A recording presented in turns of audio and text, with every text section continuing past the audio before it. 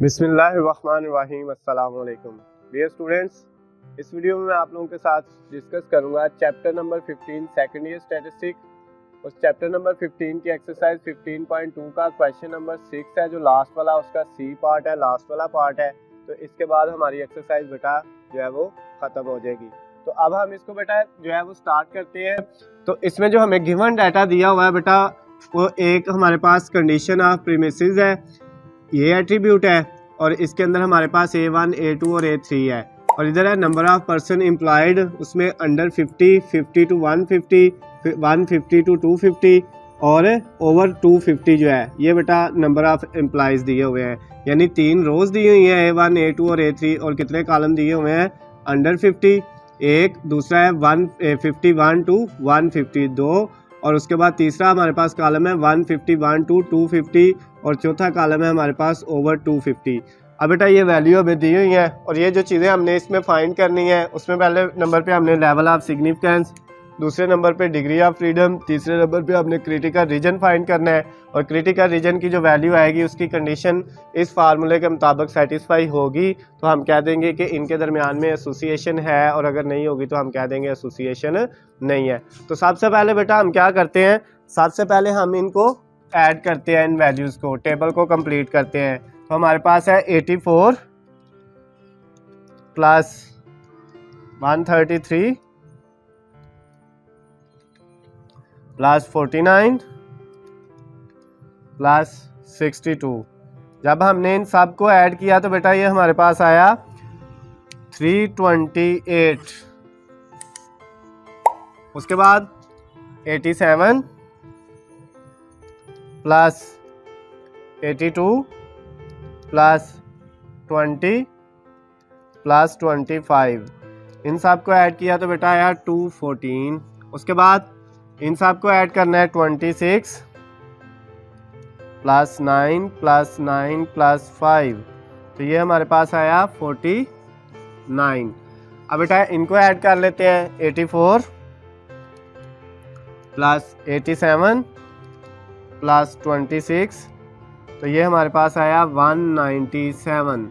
उसके बाद बेटा इनको करते हैं 133 प्लस 82 प्लस 9, तो ये बेटा हमारे पास क्या आंसर आ गया 224। उसके बाद इनको करते हैं 49 प्लस 20 प्लस 9, तो ये हमारे पास आ गया 78। उसके बाद लास्ट वाली वैल्यू 68 प्लस 25 प्लस 5, तो ये बेटा हमारे पास आ गया 98। अब हमने इन सारी वैल्यूज़ को भी ऐड करना है, जो वैल्यू यहाँ पे आएगी इन सब को ऐड करके भी वही आनी चाहिए। तो बेटा इनको करते हैं 98 प्लस 78 प्लस 224 प्लस, उसके बाद हमारे पास क्या है 197, तो ये हमारे पास आएगा 597, ये वैल्यू आ गई हमारे पास। इधर बेटा इनको ऐड करते हैं 328 प्लस 214 प्लस 49, तो ये बेटा हमारे पास आया है, सॉरी यहाँ पे 591 है। इनको दोबारा हम करके देख लेते हैं, इधर 591 आ रहा था, इधर 597, तो इनको दोबारा करके देखते हैं।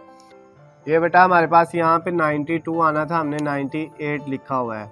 अब बेटा ये हमारे पास सारी वैल्यूज़ जो हैं वो इधर से ऐड करके भी कितनी आ जाएंगी 591, और इधर से ऐड करके भी कितनी आ जाएंगी 591। तो आपने बेटा इसको पहले अच्छे से जो है टोटल करना है, हर क्वेश्चन के अंदर ऐसे ही करना है, पहले अच्छे से इन वैल्यूज़ को आपने क्या कर लेना है, टोटल कर लेना है। अगर कहीं पे गलती लगती है तो इन दोनों का आंसर सेम, जैसे पहले एक का आ रहा था, इधर से ऐड किया था 597 आ रहा था, इधर से ऐड किया था 591 आ रहा था, लेकिन फिर हमने देखा कि इधर से हमारे पास ये सारी वैल्यूज़ ठीक थी, सिर्फ इनका ऐड करके हमने गलत लिखा था 98, हालांकि ये कितना आ रहा था 92 आ रहा था। तो बेटा इनको आपने यहाँ पे लिख लिया, ये कितना आ गया 591। उसी तरह बेटा ये जो वैल्यू है ये इधर भी लिख लेनी है आपने, इस टेबल के अंदर भी 328 है, गलती नहीं करनी बेटा। उसके बाद 214, उसके बाद कितना है 49 है, इधर हमारे पास 591 है, 92 है, 78 है, उसके बाद हमारे पास कितना है 224 है और 197 है। ये बेटा सारी वैल्यूज़ हमने इधर भी लिख ली है। कैसे टेबल निकाला है ये अभी मैं आपको समझाता हूँ। उसके बाद आपने H1 लिखना है, इसका मतलब होता है there is no association between. अब हमारे पास दो चीज़ें हैं, कंडीशन ऑफ प्रीमिसेस और नंबर ऑफ पर्सन्स। तो हमने यहाँ पे क्या लिख दिया, एक हमारे पास कंडीशन ऑफ प्रीमिसेस है और एक क्या है, नंबर ऑफ पर्सन्स। तो हमने ये जो है वो पर्सन्स के लिए P लगा दिया। तो इधर भी बेटा P और C यानी पर्सन्स और नंबर कंडीशन के दरमियान में जो है H1 का मतलब है there is association between persons and condition, यानी ये दोनों जो एट्रीब्यूट है उनको आपने पूरा लिखना है, मैंने सिर्फ उनकी शॉर्ट फॉर्म लिखी है। उसके बाद बेटा लेवल ऑफ सिग्निफिकेंस हम कैसे फाइंड करते हैं, इसको अल्फा से लिखते हैं। अल्फा की वैल्यू हमारे पास कितनी है, 5%। तो हर क्वेश्चन के अंदर 5% है। परसेंटेज को ख़त्म करने के लिए 100 पे डिवाइड करेंगे, तो जब 100 पे डिवाइड करेंगे तो ये 0.05 आ जाएगा। अब हमें चाहिए होता है 1 माइनस अल्फ़ा, तो 1 माइनस 0.05 तो ये आ जाएगा 0.95, ये वैल्यू हमें चाहिए। उसके बाद बेटा हमने डिग्री ऑफ फ्रीडम निकालना था, उसका फार्मूला हमारे पास है रो -1 कॉलम -1। रोज इसमें हमारे पास है A1 A2 A3, 3 रोज हैं, 3 -1। कॉलम हमारे पास कितने हैं, अंडर 50 150 51 to 150, उसके बाद 150 to 220 और ओवर 250 जो है। ये बेटा हमारे पास टोटल 4 कॉलम है, 4 -1। अब 3 -1 2, 4 -1 3, तो ये कितना आ जाएगा 6। डिग्री ऑफ फ्रीडम V की वैल्यू कितनी आ गई है बेटा 6। अब हमने काई स्क्वायर का क्रिटिकल रीजन का तीसरा पॉइंट है, इसमें काई स्क्वायर का फार्मूला लगाना है V इंटू 1 माइनस अल्फा। तो ये बेटा हमारे पास क्या आएगा, काई स्क्वायर V की वैल्यू 6 है, 1 माइनस अल्फा की वैल्यू 0.95 है। अभी बेटा पिछले क्वेश्चन में, इससे पिछले पार्ट में मैंने आपको ये निकालना सिखाई है कि हम जो आपकी टेक्स्ट बुक है उसका टेबल नंबर 11, उसमें बेटा हम जो है डिग्री ऑफ फ्रीडम यानी कौन सी रो में, छठी रो में जाएंगे और कॉलम कौन सा होगा हमारे पास 0.95 वाला, तो इसकी वैल्यू आनी है हमारे पास 12.59। फिर हमने कंडीशन लगा देनी है काई स्क्वायर ग्रेटर देन होना चाहिए 12.59 से, और इधर से काई स्क्वायर का जो आंसर आएगा अगर वो इससे ग्रेटर आ गया तो हमारी कंडीशन सेटिस्फाई कर जाएगी, तो दोनों एट्रीब्यूट के दरमियान में एसोसिएशन होगी, और अगर नहीं होगा तो सेटिस्फाई नहीं करेगी।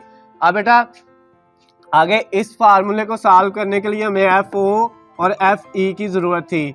FO ऑब्जर्व फ्रीक्वेंसी थी जो यहाँ पे दी हुई है, लेकिन FE क्या है बेटा, एक्सपेक्टेड फ्रीक्वेंसी है जो कि हमें नहीं थी दी हुई। उसके लिए हमने ये टेबल बनाया एक्सपेक्टेड फ्रीक्वेंसी के लिए।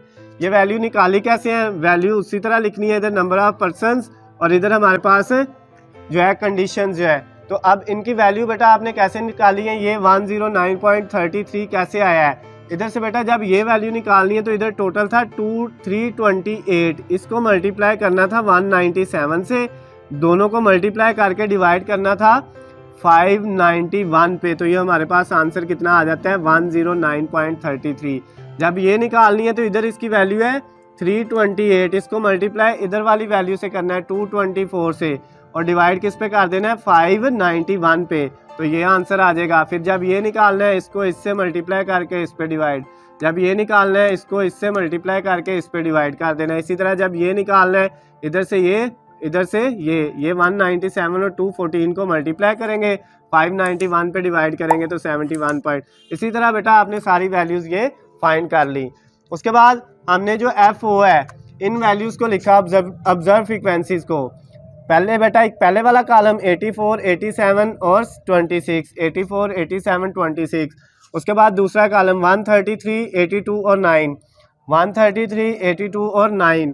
फिर तीसरा कॉलम उसको लिखा, फिर चौथा कॉलम लास्ट वाला 62, 25 और 5।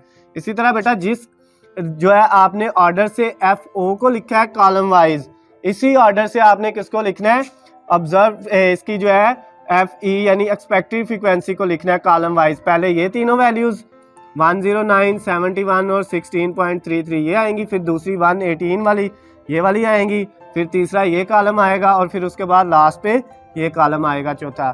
फिर बेटा आपने क्या किया, FO में से माइनस किसको करना था, FE को। FO है 84, उसमें से माइनस किसको किया 109.33 को। जो आंसर आएगा माइनस में आएगा बेटा उसका हम स्क्वायर ले लेंगे, स्क्वायर की वजह से माइनस प्लस हो जाएगा और हमारे पास आंसर कितना आ जाएगा 641.61, यानी आपने जब 84 में से क्या किया बेटा 84 माइनस 109.33, तो ये हमारे पास आना है -25.33। जब हम उसका स्क्वायर लेते हैं बेटा तो वो आता है 641.61। इसी तरह फिर हमने 87 में से माइनस करना है 71.33, जो आएगा उसका स्क्वायर ले लेना है, ये आ जाएगा। इसी तरह 26 में से 16.33 को माइनस किया, जो आंसर आएगा उसमें उसका स्क्वायर लेंगे तो ये आ जाएगा। इसी तरह बेटा सारी वैल्यूज़ को हमने माइनस करते गए और स्क्वायर लेते गए, ये सारी वैल्यूज़ आ गई। फिर बेटा फार्मूले में ये कहता था FO माइनस FE का स्क्वायर जो आया उसको FE पे डिवाइड भी करना है। ये बेटा उनका स्क्वायर आया है, इसको डिवाइड करना है FE पे। जब हम इसको डिवाइड करते हैं 641.61 को किस पे डिवाइड करते हैं बेटा हम 109.33 पे, तो ये हमारे पास आएगा 5.87। इसी तरह 245.55 को डिवाइड करना है 71.33 से, तो हमारे पास ये आंसर आ जाएगा। इसी तरह बेटा इनको सबको इन वैल्यूज़ पे डिवाइड करते जाएंगे, ये आंसर आ जाएगा। फिर इन सबको जब हमने ऐड किया तो हमारे पास आया 30.77। ये बेटा ये वाला फार्मूला ये जो है इन सब को ऐड करके हमारे पास काई स्क्वायर का आंसर क्या आ गया, काई स्क्वायर का आंसर आ गया बेटा 30.77, ये आंसर आ गया। उसने कहा था काई स्क्वायर का जो आंसर आएगा वो 12.59 से बड़ा होना चाहिए, तो ये वाकई 12.59 से बड़ा है, तो कंडीशन क्या हो गई, सेटिस्फाई हो गई। इसका मतलब क्या हुआ, हमने बेटा जो है H0 को रिजेक्ट कर दिया। H0 क्या कहता था, H0 कहता था कि हमारे पास दोनों के दरमियान में कोई एसोसिएशन नहीं है, रिलेशनशिप नहीं है। हालांकि हमारी कंडीशन सेटिस्फाई हो गई है, तो इसका मतलब उनके दरमियान में एसोसिएशन है। तो H0 को हमने रिजेक्ट कर दिया कि ऐसा जो तुम कह रहे हो ये गलत बात है, और H1 को हमने एक्सेप्ट कर लिया। H1 कहता था कि हमारे पास दोनों के दरमियान में एसोसिएशन है, ये H1 था बेटा, देयर इज एसोसिएशन बिटवीन, दोनों के दरमियान में एसोसिएशन है। तो वाकई दोनों के दरमियान में एसोसिएशन है क्योंकि कंडीशन सेटिस्फाई हो गई है, तो इसका मतलब H1 को हमने एक्सेप्ट कर लिया। और हम नीचे क्या लिख देंगे, देयर इज एसोसिएशन बिटवीन, जो भी दो चीजें थी हमारे पास, एक थी कंडीशन ऑफ प्रीमिसेस और दूसरा क्या था हमारे पास, नंबर ऑफ पर्सन्स। तो अब हमने इन दोनों के दरमियान में क्या कह दिया, एसोसिएशन है। उसके बाद बेटा इस क्वेश्चन का एक और पार्ट था, हमने जो है कोफिशिएंट ऑफ कॉन्टीजेंसी फाइंड करना था। क्या फाइंड करना था, इसी क्वेश्चन का एक बी वाला पार्ट था, यानी ये 6 का सी वाला पार्ट है, उसका एक और पार्ट था बेटा। उसके दो चीज़ें फाइंड करनी थी, एक तो हमने ये देखना था कि इनके अंदर एसोसिएशन है या नहीं, और दूसरा कोफिशिएंट ऑफ कॉन्टीजेंसी। तो बेटा कोफिशिएंट ऑफ कॉन्टीजेंसी को हम सी से रिप्रेजेंट करते हैं, किससे लिखते हैं, सी से। ये है कोफिशिएंट ऑफ कॉन्टीजेंसी, इसका फार्मूला होता है अंडर रूट काई स्क्वायर, क्या बेटा, chi square divided by n plus chi का स्क्वायर। अब हमने क्या करना है, इनकी वैल्यू पुट करनी है बेटा इस फार्मूले में। तो हमारे पास क्या वैल्यू है यहाँ पे, c is equal under root chi square की वैल्यू हमारे पास कितनी है बेटा, वो है 30.77 डिवाइडेड बाय n है 591 प्लस ये है 591, और फिर काई स्क्वायर वो कितना है 30.77। तो अब बेटा हम इनको करते हैं सॉल्व, तो हमारे पास क्या आता है, स्क्वायर रूट सी की वैल्यू बेटा हमारे पास क्या आ जाएगी, 5.91 में पहले ऐड करेंगे 30.77, तो ये बेटा ऊपर हमारे पास है 30.77 और नीचे हमारे पास क्या है 621.77। तो आप बेटा इन दोनों को डिवाइड कर लेते हैं, 30.77 डिवाइडेड बाय 621.77, ये आया 0.05, उसका क्या ले लेंगे स्क्वायर रूट, तो ये बेटा हमारे पास आंसर आ जाएगा 0.22। ये किसका आ गया बेटा, कॉन्टीजेंसी जो है उसके कोफिशिएंट का, यानी कोफिशिएंट ऑफ कॉन्टीजेंसी का आंसर आ गया 0.22। इसके साथ ही बेटा हमारा क्वेश्चन नंबर 6 का सी वाला पार्ट, चैप्टर नंबर जो है हमारा 15 सेकंड ईयर स्टैटिस्टिक का, उसकी एक्सरसाइज 15.2 का ये लास्ट वाला क्वेश्चन था। ये बेटा कंप्लीट हो गया, हमारी एक्सरसाइज भी कंप्लीट हो गई है। किसी बच्चे को कोई चीज़ समझ ना आई हो तो बेटा स्क्रीन पे मेरा नंबर है, मुझे कॉल कर सकते हैं, बेटा मुझे मैसेज करके पूछ सकते हैं। अल्लाह हाफिज़, खुश रहें।